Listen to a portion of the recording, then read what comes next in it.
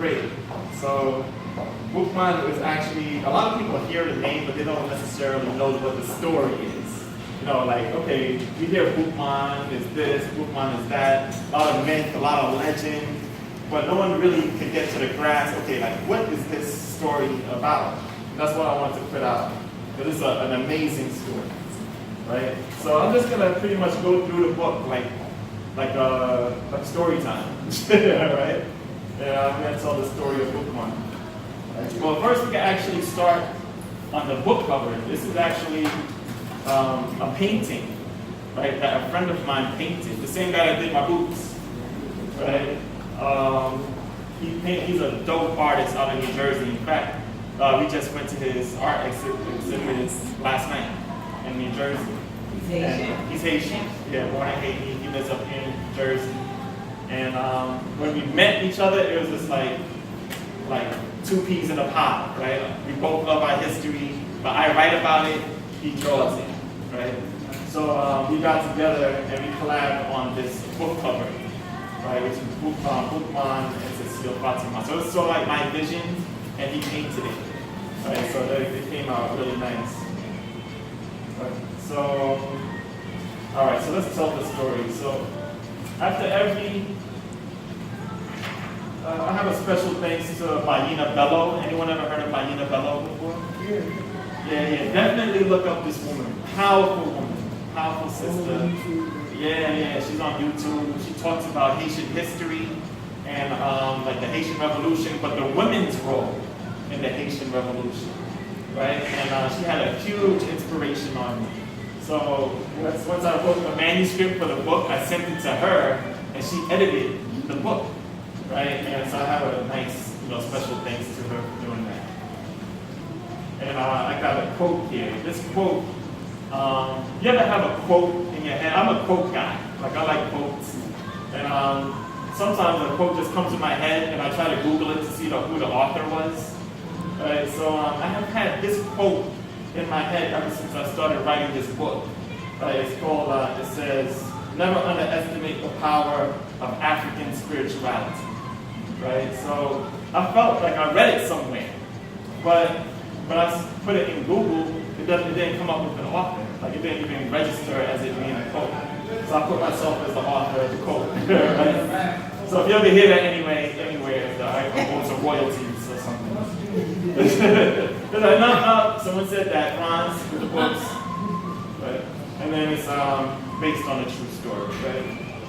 So Boukman is actually from, y'all can hear me okay over there? I'm probably gonna walk around a little bit too, so everyone can kind of love it. So I start off with Boukman's story. So whenever we tell stories of our ancestors, it's hard to go all the way back to like where they were born and stuff like that, because a lot of that stuff is kind of murky. So I kind of tried to start as where we are introduced to Boukman. So everyone said that, Boukman, he was from Jamaica, right? He was enslaved in Jamaica, and he's working on the plantations. And so I have him here, and he's always known as like the biggest, strongest African on the plantation. Right, so I wanted him, like in his first illustration, he's carrying all of this sugar cane, and he has this big machete, all that stuff. See, that's Boukman. Like, he's working on the plantation. He was a slave. You know what a slave is? A slave is like when you have to work for somebody that you don't have to, and they treat you real bad and they don't pay you. Would you want to be a slave? That doesn't sound too cool, right? Right? So anyway, but that's what Boukman was. Boukman was enslaved in Jamaica. So, and then I'll talk a little bit about how Jamaica is a colony of the British and this and the other on here. But Boukman was one of the few Africans that were literate, and he actually used to have a book. And in fact, that's the way he got his name, is Boukman, right? So, and I don't know if you know a lot of Jamaicans, but everyone is a man, right? Like you sell beef patty, you're the patty man, right? You sell hats or something, for your hats, you're the hot man, right? So he's the guy with the book, so he's the Boukman, right? So at night he has his book, and I have him here teaching from his book, right? And teaching the other people how to read and everything like that. But the book that he was known to have was the Holy Quran. Right? That's the book that he was. That's why a lot of people associate Boukman as being Muslim. Right? Back when he was in Jamaica. So I have him here teaching all the other people on the plantation from his book, his favorite book. Right? And a lot of people come to him. So he's the biggest, strongest guy, but he's also the smartest guy on the plantation. So now, it was illegal for black people to know how to read and to have books, right, when they were slaves, right, when they were enslaved. So they found out that Boukman was teaching other people and that he had a book. So they arrested him, right? They said, oh, you can't do that here. But instead of, usually what they would do is they would pretty much kill you if you had a book. But since Boukman was so big and valuable, they said, you know what, we're going to sell you to someone else, to another slave owner, because they thought they could make money from him. Right? So they sold him from Jamaica to a slave owner in Haiti. Right? And Haiti was a colony. It wasn't called Haiti then, it was called Saint-Domingue. Anyone know that name for Haiti? That's the colonial name for Haiti. In fact, I'm going to use that name for Haiti going forward because this is all during the colonial period. Right? So they call Haiti Saint-Domingue at this time. So they sold him to a slave owner in Saint-Domingue, right? And his mother was said to be on the plantation. This is part of Bahina Bello's part of the story, where Boukman's mother was actually supposed to be the rebellious one. And to get back at the mother, they sold off her son off the plantation, right? So I have the mother here, kind of distraught, and Boukman about to be shipped to Saint-Domingue. Once he got to Saint-Domingue, they put him on the auction block. You know what the auction block is? Yeah. All right, cool. So they put him up on this auction block, and all the French masters are like, "Wow, look at this great big black guy. We want to buy him."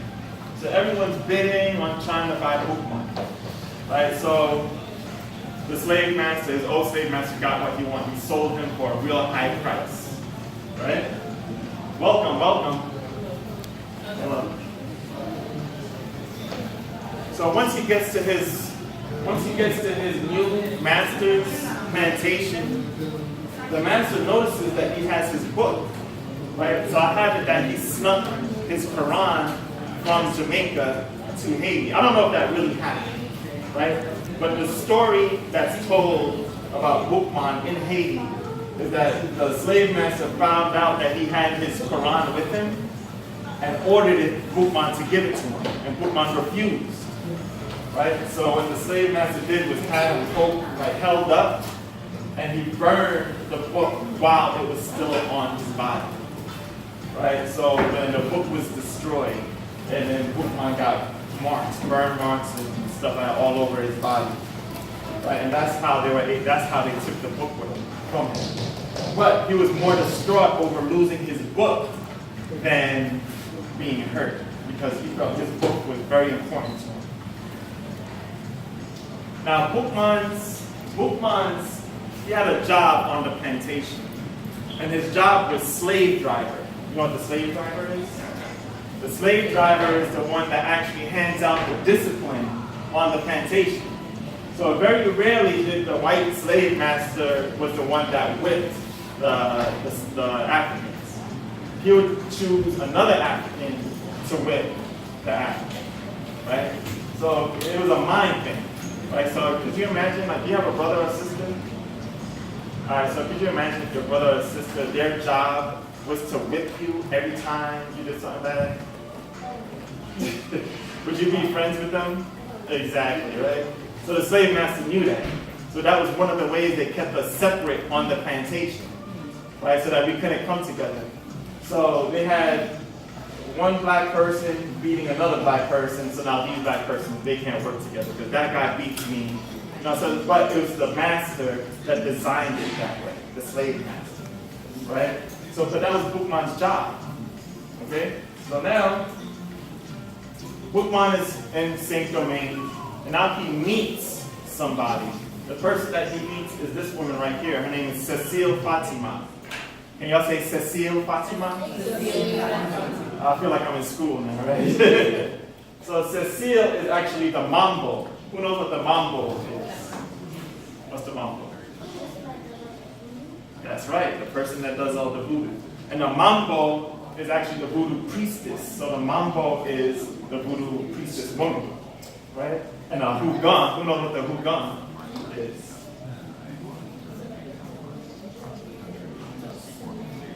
That's right, a man voodoo priest. This kid's on point. Right? So, Proud daddy. yeah. So Boukman connects with the mambo now. And now the mambo is a voodoo priestess. So Boukman's book is burned. So now comes the mambo with African spirituality, voodoo, and now she has a huge effect on Boukman.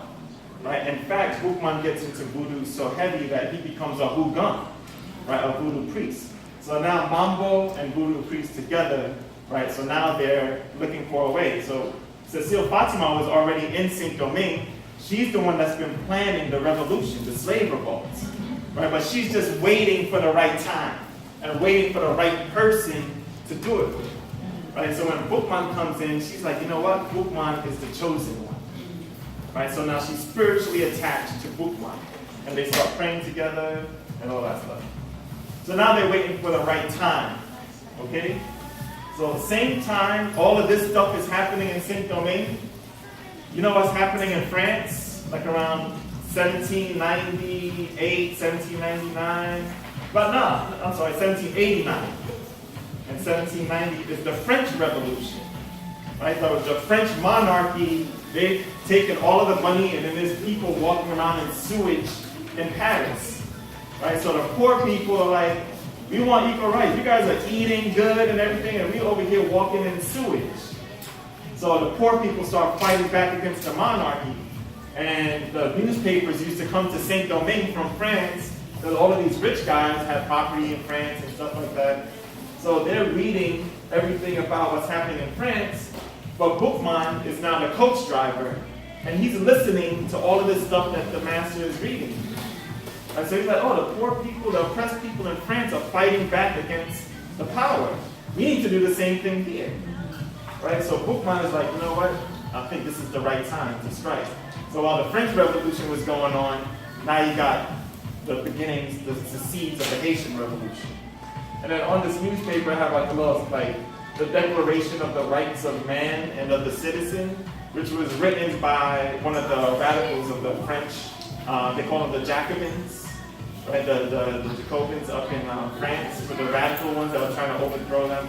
So they wrote this Declaration of the Rights of Man, and it spread, and everyone was like, yeah, that makes sense. We need to fight back. We need equality for everybody. And Vincent Oje, I have him here, he was a man of mixed race. He was a mulatto. Right? And the mulatto was fighting for rights also in Saint-Domingue, because the white they were oppressing them as well.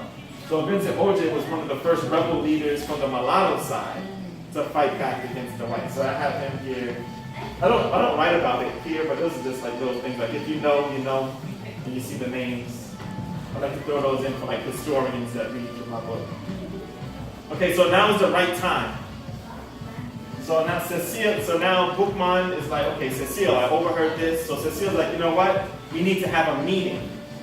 So Cecile's job was to go across all the plantations in the north of Saint-Domingue and let them know about this meeting. And the meeting was going to take place at Bois Caillemot. Anyone ever heard of Bois Caillemot before? Okay, a couple people. How was she able to travel to all the plantations? Like, what role was she playing? She was a mambo, but she was also well respected everywhere. But she was still enslaved, right? But it was only at night she was able to sneak away. This is not, okay, all right, everybody, I'm out. She's like, nah, she's on her, undercover, going to these different plantations and looking for the leaders in those plantations and letting them know, we're doing this meeting August 14th, 1791 at Bois Caillemot, right? And Bois Caillemot was sort of like a code word, right? So Bois Caillemot, a lot of people always say that it's like the alligator woods. Has anyone ever heard that? Like something about Bois Caillemot, alligator? It wasn't that, right? But it was Bois Caillemot was the place where the man, all right, I'll break it down like this. Bois is like the woods kind of area. Kai is what? House. And Imam is what? Imam is the person in, like, if you talk about Islam, Imam, the man of Islam, which was Boukman, right? So everyone knew that Boukman was, like, he had a Muslim background, Islam background. So the meeting was going to be at Bois Kai Imam, where, because he was a Hugan, and he was doing his voodoo ceremonies at Bois Kai Imam. So everyone knew they used to come for the voodoo ceremonies. So they're like, okay, so it's going to be at Bois Kai Imam. So that's her job, is to go across and tell everybody the time and when to be there and what it's about. Now they have the meeting. It's August 14th. There's over 200 enslaved Africans at the meeting at Bois Kai Imam, right, from plantations all over the north. And they're setting out the game plan. I wanted to kind of dispel the myth that it was a random riot, right? No, this is well thought out, right? They had a plan. It's okay, all together we're going to set up this slave revolution at the same time all across the north, right? So that's what they're doing right now. They're putting together the game plan. I have them like, sort of like in a huddle, kind of like a football huddle.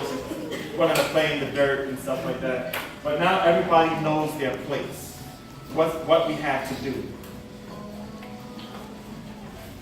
And then on top of that, they had to seal it, right? So everyone knows what the game plan is. So now we have to make a pact that we're going to follow through with this. And the way they did that was through a voodoo ceremony, right? And so they had Boukman is doing his thing, Cecile Fatima is doing her mambo thing, he's doing his Hugan thing, and everybody is in agreement, right? And we seal this with a pact that we're going to go through with this. So what happened? So the next week when they said that we're all going to come together and do it, that's exactly what happened. Right? Now the revolution is going on. The slave revolts are happening all across the north of Saint Domingue. Right? And it's brutal. Right? I mean, it's coupe tete boule kai, pretty much. Right? So all of that is happening, and Boukman is the leader. Right? So he's the spiritual leader, he's the fighting leader, he's everything. And he's on the battlefields, first one up. Right? We're fighting for our freedom. And Boukman is leading the charge. Some say he had, like, behind him, you would never find him with less than 15,000, 20,000 men and women and children that were fighting. Right? So they go in, and this is it, right? We have a goal in mind. So now we start to figure out, okay, yeah, the French now start mobilizing. Right? So they bring their cannon, their bayonets, their guns, their advanced technology. And we didn't really have a lot of advanced technology, right? Most of the time we're throwing rocks, right? We have machetes, farming equipment, fire, and that's what we were fighting. So it was very, it was very disparaging, the technology of the weapons. But the population of the island looked like this around this time. This is 1791.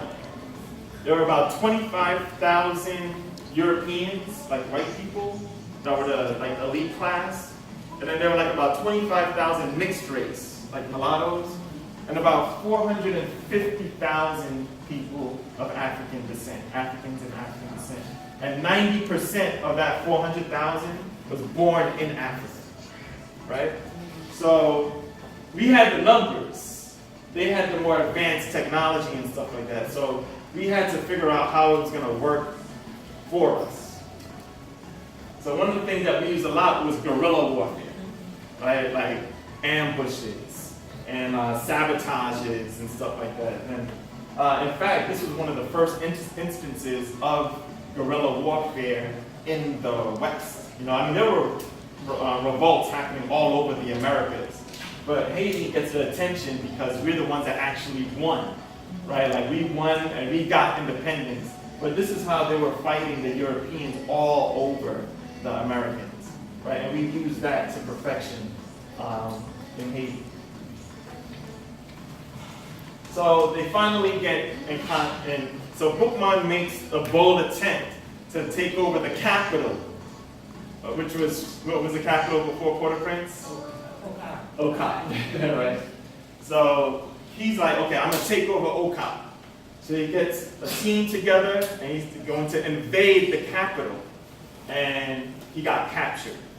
Right? They captured him and, they arrested him alive, they caught him. And they had to execute a public execution. And usually when they capture somebody of this stature, then they make a big public display of them, right? So they decapitated him and they put his head like on a pike so that all the other rebels could see, like, this is what's going to happen to you if you rebel against us. Right? So, do you think that's what happened though? Nah, right? So they got Boukman. But what happens in Haitian history is that every time one of the leaders died, another one came up. Right? So in Boukman's rebel camps that he had all over, there was this guy. Like, he was one of the rebel camps. He actually wasn't enslaved. He was once a slave, but when the revolution happened, he wasn't a slave. He was what you call an affranchi. Affranchi is like a person of color, but that's not a slave. Right? So but when the revolution happened, he was down with the revolution to fight along with the enslaved Africans. So Cecile found him in the rebel camps and was like, you know what? You're going to be the next leader. Right? Because she was spiritually connected. Cecile Fatima lived to be 112 years old. Right? And she was very young during the Boakayima ceremony. Some say she was like about 16 years old, like during Boakayima. And she lived to be 112. Right? So I have her sort of like as the spiritual guide, because she's so spiritual with her spirituality. And so I have her passing over Boukman's machete to him. And but this person wasn't just anybody. Right? This person he was literate, very, very smart. He was actually a doctor. Right? And when he joined the rebel camp, he was taking care of the horses. Then he was sort of like nursing the guys that were out in battle. But he was observing everything at the same time. Cecile was like, you know what, you're going to be the next leader. His name was Francois Dominique Breda. But once he started taking on his role, then he became Toussaint Louverture. Right? So, and then he carried the next step of the revolution. But I didn't want to end Boukman's story just like that, so I wanted Boukman to be remembered as something. This is his story. So a lot of our beliefs was when we died, right, our souls, our spirits go back to Africa, right? And Boukman, his original bloodline has been tied to Dahomey, right? And his ancestors were in the kingdom from Benin, kingdom of Dahomey. So I have him rejoining his ancestors, after death. So I'll just read the last part of this book, and then that'll be it. And if you have questions or whatever, and then I'm gonna hang out at the table and all that stuff. So I ended it like this. Many Africans believe that after they die, their spirits go back to their homeland of Africa. Boukman has taken his place among his powerful ancestors from the kingdom of Dahomey, who also sacrificed their lives fighting colonists for the well-being of their African brothers and sisters. Boukman has cemented his legacy as a fearless fighter, a spiritual leader, and one of the greatest heroes in history. Boukman, Black Revolution.